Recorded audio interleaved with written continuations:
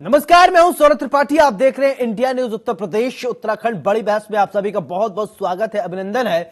16 दिनों के भीतर माफिया अतीक अहमद एक बार फिर से साबरमती जेल से प्रयागराज ले जाया जा रहा है। प्रयागराज पुलिस अपने उन्हीं गाड़ियों को लेकर पहुंची है जो पिछली बार लेकर आई थी। कई घंटों की कागजी कार्रवाई के बाद अतीक को साबरमती जेल से बाहर निकाला गया। जेल से बाहर आते ही अतीक को फिर से एनकाउंटर का डर सताने लगा और उसने कहा कि मुझे मारना चाहते हैं। हालांकि अतीक अहमद को इस बार काफी सुरक्षा व्यवस्था के बीच लाया जा रहा है। पुलिस वैन में सीसीटीवी कैमरे लगे हुए हैं। उसे बायोमेट्रिक लॉक वाले पुलिस वैन में रखा गया है, जिसका एक्सेस कुछ पुलिस कर्मियों को दिया गया है और इसके साथ ही पुलिसकर्मी को बॉडी वॉर्न कैमरा पहनाया गया है। कई जवान बुलेट प्रूफ जैकेट भी पहनकर साथ में मुस्तैद हैं। इस बार भी अतीक अहमद को उसी रूट से लाया जा रहा है। साबरमती जेल से राजस्थान के उदयपुर, मध्य प्रदेश के शिवपुर होते हुए झांसी के रास्ते प्रयागराज लाया जाएगा। माफिया अतीक को पहले लाने वाले पुलिस टीम भी इस बार भी वहीं भेजी गई है और पुलिस की टीम में प्रभारी निरीक्षक और 30 कांस्टेबल मौजूद हैं। इसके अलावा एक जीप और 2 बंदी रक्षक वाहन भी साथ में है। और पिछली बार अतीक को उमेश पाल अपहरण कांड में पेश के लिए लाया गया था प्रयागराज। एमपी एमएलए कोर्ट ने उसे उम्र कैद की सजा सुनाई थी। अब अतीक पर उमेश पाल मर्डर केस में शिकंजा कसने की कोशिश है शुरू हो जाएगी। लिहाजा यूपी पुलिस वारंट भी लेकर प्रयागराज से साबरमती जेल अतीक को लेकर प्रयागराज आ रही है। उम्मीद है कि इस बार माफिया कुछ बोलेगा और हत्याकांड के राज खोलेगा।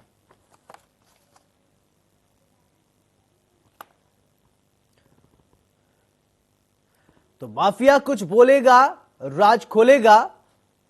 इस बार अतीक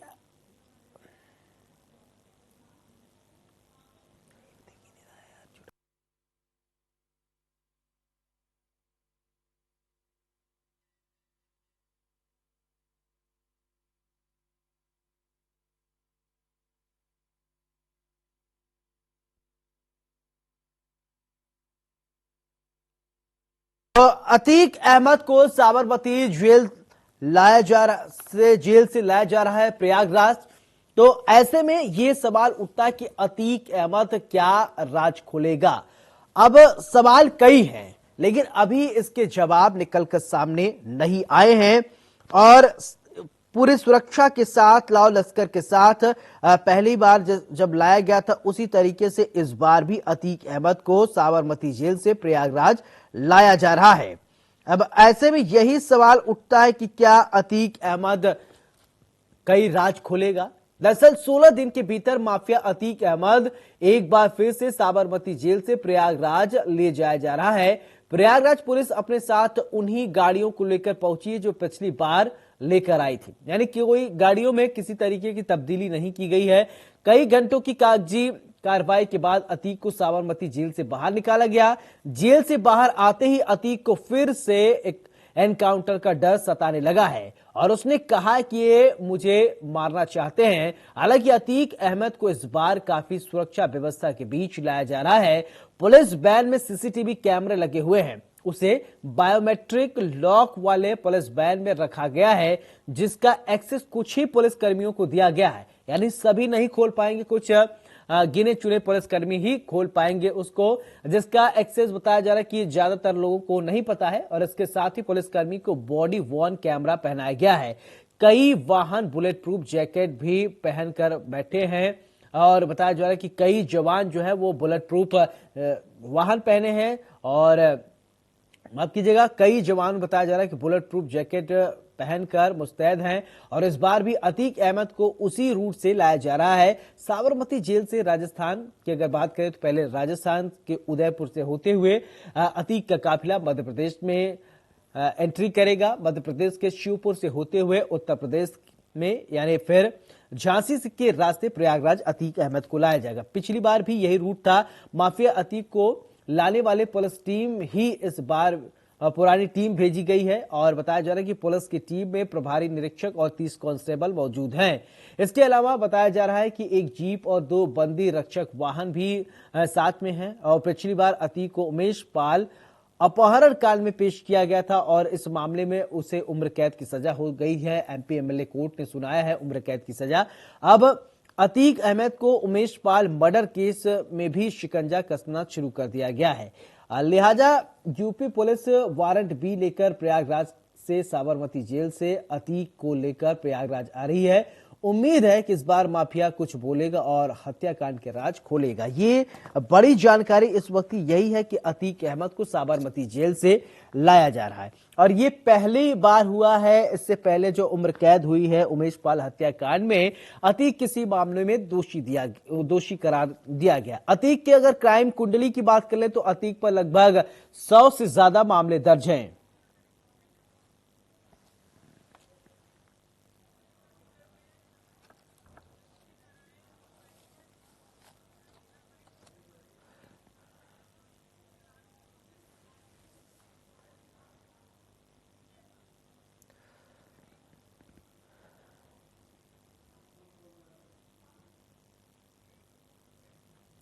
तो बड़ी बहस में आज हम चर्चा करेंगे कि अतीक अहमद को लाया जा रहा है फिर से साबरमती जेल से प्रयागराज। अब 16 दिन में यह दूसरी बार ऐसा है जब अतीक को प्रयागराज लाया जा रहा है। इसी पर चर्चा करने के लिए हमारे साथ मेहमान जुड़ गए। सबसे पहले आपका परिचय करा देते हैं, फिर इसके बाद चर्चा की शुरुआत करते हैं। लक्ष्मी नारायण पूर्व आईपीएस हमारे साथ हैं, सर बहुत बहुत स्वागत है। नवलकांत सिन्हा वरिष्ठ पत्रकार आप हैं, आपका भी बहुत बहुत स्वागत है। सबसे पहले नवलकांत जी, चर्चा की शुरुआत आपसे ही करता हूं कि अतीक अहमद को 16 दिन में ये दूसरी बार लाया जा रहा है, इस बार भी वैसे ही सब कुछ है, तो कैसे देखते हैं?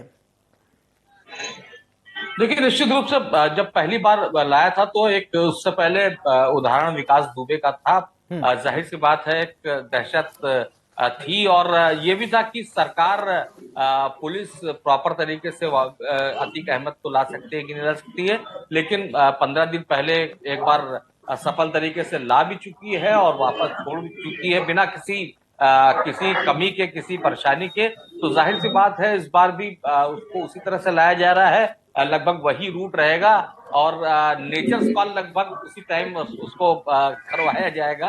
तो जाहिर सी बात है अतीक को लाया जा रहा है, लेकिन सबसे जो अच्छी चीज नजर आ रही है कि पिछली सरकारों में ये होता था कि अतीक अहमद को सरकार कहती थी कि नहीं, उसको यूपी के बाहर की जेल में भेज दिया जाए, वो जेल में रह के भी गैंग ऑपरेट करता है। जो भी इनके विरोधी थे वो कोर्ट में जाके कहते थे कि नहीं, अतीक गैंग ऑपरेट कर रहा है, यूपी के जेलों में रह के उनको बाहर भेजा जाए। और अब उल्टा हो रहा है कि माफिया खुद कह रहा है कि नहीं, मुझको उत्तर प्रदेश नहीं जाना है, मुझे उत्तर प्रदेश की जेल नहीं जाना है, मुझको तो वीडियो कॉन्फ्रेंसिंग से सुप्रीम कोर्ट ने कह रखा है और जिस जेल में बंद हूं वहां वीडियो कॉन्फ्रेंसिंग की सुविधा है, तो मुझको क्यों ले जाया जा रहा है? तो मुझको लगता है ये जो डर है ये बेहतर है और ऐसा डर माफियाओं में, बड़े माफियाओं में हो तो जाहिर सी बात है कि छोटे अपराधियों के अंदर भी होगा। लेकिन एक सवाल अभी भी उठ रहा है, लोग उठा रहे हैं कि कोई अपराध होता है तो 100% अपराध को तो नहीं रोका जा सकता है,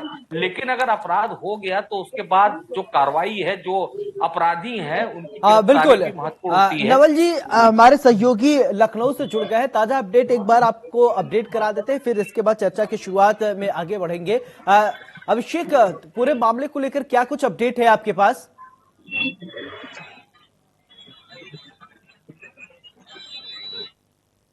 अभिषेक, आप तकरीबन 23.5 घंटे का वक्त लगेगा। जी बिल्कुल, जी बोलिए।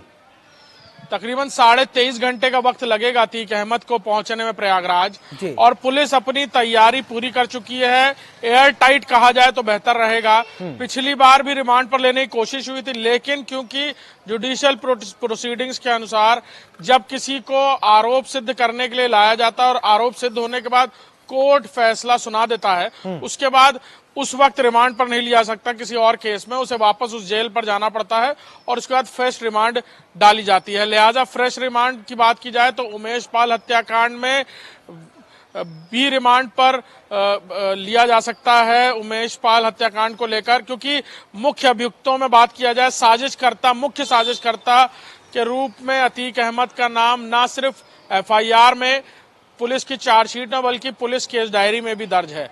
और जिस तरह से एक के बाद एक एविडेंसेस मिले हैं, उन्हें आपस में मिलाने के लिए, उनकी तस्दीक करने के लिए, उनकी शिनाख्त करने के लिए अतीक अहमद का पुलिस हिरासत में होना जरूरी है, उससे पूछताछ होना जरूरी है। साथ ही साथ उसके भाई अशरफ की बात की जाए तो उसको भी रिमांड पर लिया जा सकता है जब पेश किया जाएगा एमपीएमएलए कोर्ट में दोनों भाइयों को। जी चलिए अभिषेक, तमाम जानकारी के लिए आपका बहुत बहुत शुक्रिया। बढ़ते हैं चर्चा में आगे, हमारे साथ मेहमान जुड़े हैं, तो अब बात कर लेते हैं लक्ष्मी नारायण जी से। पूर्व आईपीएस हैं आप। लक्ष्मी नारायण जी, फ्रेश रिमांड, जैसा कि हमारे सहयोगी बता रहे थे कि फ्रेश रिमांड अब लिया जाएगा, ये फ्रेश रिमांड क्या होता है, दर्शकों को थोड़ा समझाएंगे क्या प्लीज? देखिए, ऐसा है कि चूंकि इनसे अभी पूछताछ उमेश पाल के प्रकरण में ठीक से हुई जी। अभी इनको ये तो जब पिछली बार लाए गए थे तो इनका अपना केस था, उस केस में इनको सजा हुई, और चूंकि सजा के वक्त जरूरी होता है अभियुक्त का रहना, तो वो उस प्रकरण में लाए गए थे और इसके बाद उनको वापस छोड़ दिया गया था। अब ये उमेश पाल वाला जो प्रकरण है, उमेश पाल पे इनसे पूछताछ होनी है, और जब पूछताछ होती है, जब इनको रिमांड मिले तो रिमांड को जो स्थानीय न्यायालय है वही दे सकती है जी। तो इसलिए इनको यहाँ पर लाना पड़ेगा और ला करके इनसे रिमांड लिया जाएगा, और रिमांड लेकर के तब पुलिस इनसे पूरी। बिल्कुल।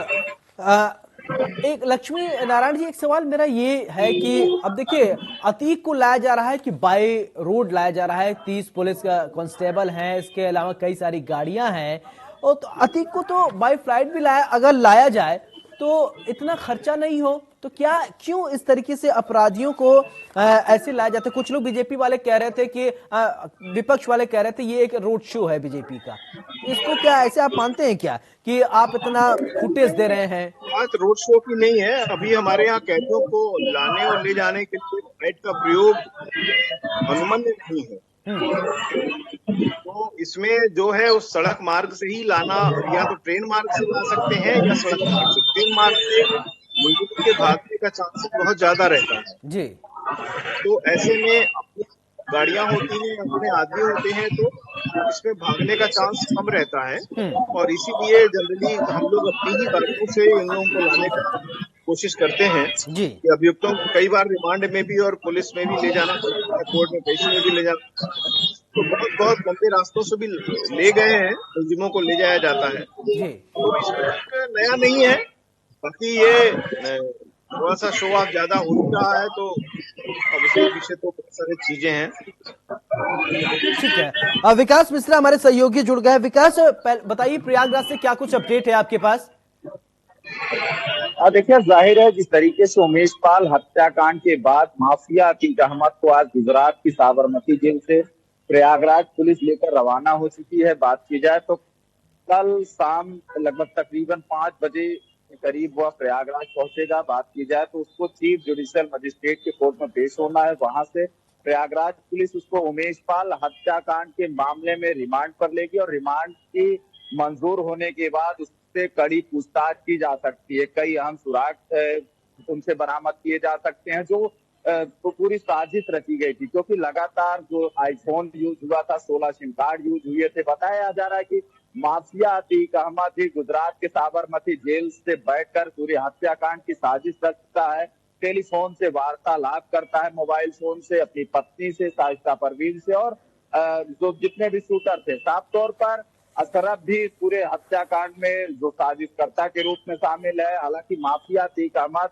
नामजद आरोपी भी है इस पूरे हत्याकांड में, और साजिशकर्ता के रूप में भी देखा जा रहा है, तो इसलिए उसका पेश होना बेहद जरूरी है, ऐसा कोर्ट का निर्देश है। हालांकि कोर्ट की तरफ से माफिया अतीक अहमद की जो वीडियो कॉन्फ्रेंसिंग के जरिए सुनवाई होने का उन्होंने एक अर्जी लगाई थी, उसको खारिज कर दिया, और साफ तौर पर कोर्ट का कहना है कि इस अर्जी को इसलिए खारिज किया जा रहा है कि उसकी पेशी पुलिस अब अपने अनुसार कर सकती है। हालांकि बताया जा रहा है कि कड़ी सुरक्षा व्यवस्था के बीच उसको लाया जा रहा है, और नैनी सेंट्रल जेल के हाई सिक्योरिटी बैरिक में उसको रखा जाएगा, क्योंकि वो अब एक सजायाफ्ता कैदी है, इसलिए उसको प्रयागराज की जो नैनी सेंट्रल जेल है, जो केंद्रीय कारागार है, वहां पर हाई सिक्योरिटी बैरिक में रखा जाएगा। ठीक है नवलकांत जी, आपने अतीक अहमद के आतंक को देखा। एक वक्त था अतीक जब चलता था किस तरीके से स्थिति रहती थी प्रयागराज और आसपास के क्षेत्रों में, लेकिन अतीक आएगा प्रयागराज, लेकिन स्थिति अलग होगी। अतीक अब एक दोषी है, अतीक पर उम्र कैद की सजा भी सुनाई गई है।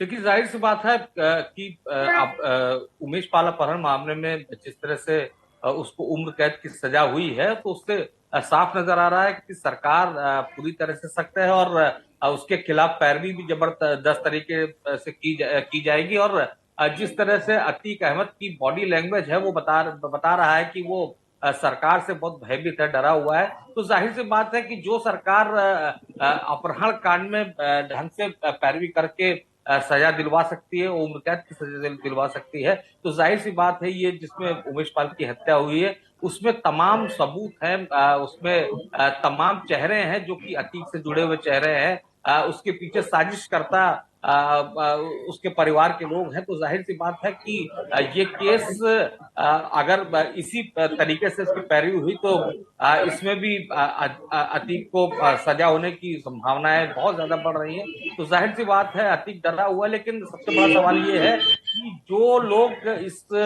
हमले में शामिल थे, जिन्होंने हत्या की, वो उनमें से कई अभी भी लापता हैं और पुलिस उनको तलाश नहीं कर पा रही। तो पुलिस के ऊपर एक बड़ा दबाव है कि ये जो लोग हैं उनकी अरेस्टिंग हो, उनको गिरफ्तार किया जाए और न्यायालय के समक्ष पेश किया जाए। बिल्कुल। लक्ष्मी नारायण जी, एक सवाल मेरा अभी जिससे हमारे सहयोगी बता रहे थे विकास के जेल में फोन का इस्तेमाल करता था, वहीं से अतीक नेटवर्क को अपने संचालित करता। जेल में क्या कैदियों को फोन इस्तेमाल करने की इजाजत है? एक बार पुनः रिपीट कर दें। मेरा सवाल यह है कि अभी हमारे सहयोगी विकास बता रहे थे कि अतीक अहमद जेल के अंदर साबरमती जेल से बैठकर फोन ऑपरेट करता था, वहीं से अपने नेटवर्क का पूरा संचालन करता था, कई सारे सिम कार्ड भी बरामद किए गए हैं, अपने परिवार के जनों से बात करता था, घंटों घंटों बात करता था। क्या ऐसी व्यवस्था दी जाती है क्या कैदियों को? नहीं, बिल्कुल नहीं की जाती है। जेल के अंतर्गत किसी भी प्रकार का फोन गलत है। और ये सब जो जेल के जो कर्मचारी होते हैं उनकी मिली भगत से, और जो ये मिलने वाले का जो सिलसिला होता है, जो मिलान प्रक्रिया चलती है, उसमें कुछ घपला हो जाता है और इसी कारण से कहीं ना कहीं जेल प्रशासन की चूक का ही परिणाम है और अदरवाइज कुछ नहीं है। इसमें थोड़ा स्ट्रिक्ट होने की जरूरत होती है, खासतौर से ऐसे लोगों का जो जेल से ऑपरेट कर सकते हैं, उन पर बड़ी निगरानी की जरूरत है। कौन मिलने जा रहा है, कौन नहीं मिलने जा रहा है, कितने देर मिल रहा है, और उनके साथ जो लगाए जाते हैं, जो जेल में जो कर्मचारी हैं, उनको भी लगातार बदले जाने की जरूरत है ताकि चेंज होते रहें। ये सब नहीं होना चाहिए कायदे से। जी ठीक है। विकास, मेरा सवाल एक आपसे ये कि अतीक को अब लाया जा रहा है कि लगभग 23 घंटे लग जाएंगे वहां पर लाने को। अगर जेल की सुरक्षा की बात किया जाए, किस तरीके से किया जा रहा है? क्या अतीक को सीधे कोर्ट में पेश किया जाएगा या पिछली बार की तरह पहले जेल ले जाएंगे, अतीक वहां रुकेगा, फिर दूसरे दिन पेशी होगी? जाहिर है सौरभ, जिस तरीके से बताया जा रहा है कि नैनी सेंट्रल जेल में उसको रखा जाएगा, पिछली बार जैसे उसको उम्र कैद की जब सजा हुई थी उसके पहले उसको गुजरात की साबरमती जेल से नैनी सेंट्रल जेल लाया गया था। यहाँ पर अशरफ और अतीक अहमद को अलग अलग हाई सिक्योरिटी बैरिक में रखा गया था, जिसकी मॉनिटरिंग यूपी मुख्यालय से की जा रही थी। जो कारागार मुख्यालय है, जो डीजीपी कार्यालय है, वहां से मॉनिटरिंग की जा रही। तो साफ तौर पर इस बार भी वही प्रक्रिया अपनाई जाएगी। हालांकि इस बार और ज्यादा हाई सिक्योरिटी बैरिक में रखे जाने की संभावना बताई जा रही है तो माफिया अतीक अहमद को। हालांकि अब जब माफिया अतीक अहमद गुजरात के साबरमती जेल से जब आएगा, उसके बाद नैनी सेंट्रल जेल में दाखिल करवाया जाएगा। सुबह लगभग 10 से 11 बजे के बीच उसको जो प्रयागराज की जो मुख्य न्यायिक मजिस्ट्रेट हैं उनके यहाँ पेश किया जाएगा और उसके बाद उमेश पाल हत्याकांड के मामले में उसको पुलिस रिमांड पर लेगी। जी नवलकांत जी, इस बार कहा जा रहा है कि माफिया बोलेगा राज खोलेगा। क्या आपको लग रहा है कि अतीक कुछ बताएगा? क्योंकि अतीक जो है उसकी क्रिमिनल हिस्ट्री आप बहुत अच्छी तरीके से जानते हैं, बहुत घाघ टाइप का वो है। यह निश्चित रूप से आपने जो सही शब्द इस्तेमाल किया है, ये घाघ, शातिर और जितने भी तमाम बुरे विशेषण हो सकते हैं सबसे युक्त है। इसी बहाने वो अपना साम्राज्य चलाता रहा है। तो ये सोचना कि अतीक अहमद खुद सहयोग करेगा, खुद अपने बारे में बताएगा कि उसने क्या क्या अपराध किए हैं, ये बेमानी होगा। लेकिन हाँ, निश्चित रूप से जिस तरह से पैरवी हो रही है, जिस तरह से पुलिस सबूत जुटा रही है, वो काफी अहम हो जाते हैं। और जाहिर सी बात है, आज का दौर जो है वो सीसीटीवी का, सर्विलांस का जो दौर है। जो मोबाइल के जो कॉन्टेक्ट होते हैं वो भी महत्वपूर्ण होते हैं कि उसमें क्या क्या किस किस नंबर पे बातचीत हुई। जो सीसीटीवी फुटेज है उस वो कितने बजे के हैं, कौन उसमें चेहरे नजर आ रहे हैं, इन सब चीज की पड़ताल होती है। और ये सब स्पष्ट कहानी कह रहे हैं। और जो सबसे महत्वपूर्ण होता है न्यायालय में, वो ये होता है कि अपराध किया क्यों गया, यानी किसी की हत्या हुई तो वो क्यों हत्या हुई, तो उसके पर्याप्त कारण भी हैं। तो जाहिर सी बात है, एक स्पष्ट केस है।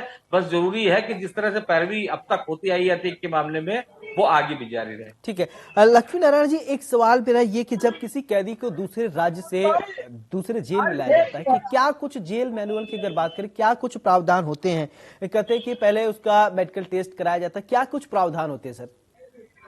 हाँ, बिल्कुल यही होता है। इसमें पहले तो वारंट इश्यू होता है, ट्रांजिट वारंट इश्यू होता है, और उसमें फिर उसका मेडिकल करा के ले चलते हैं। क्योंकि मान लीजिए वो ऑलरेडी इंजर्ड है और रास्ते में कोई घटना हो गई तो अनावश्यक पुलिस टीम पर आरोप आते हैं, तो वहां पे मेडिकल कराया जाता है। फिर आकर के फिर मेडिकल कराया जाता है। इसके बाद उसका जेल में दाखिला कर दिया जाता है। ये सारी चीजें तो प्रक्रिया है। सर एक सवाल ये, अगर वो कैदी मान लीजिए मेडिकली अनफिट करार दे दिया गया, तब क्या होता है, क्या प्रोसेस होते हैं तब? फिर मेडिकली अनफिट करार दे दिया जाता है, तब उसको जो है वहां पे ट्रीटमेंट कराया जाता है। नहीं जा पाएगा उस समय, तो उसकी पेशी नहीं होती है।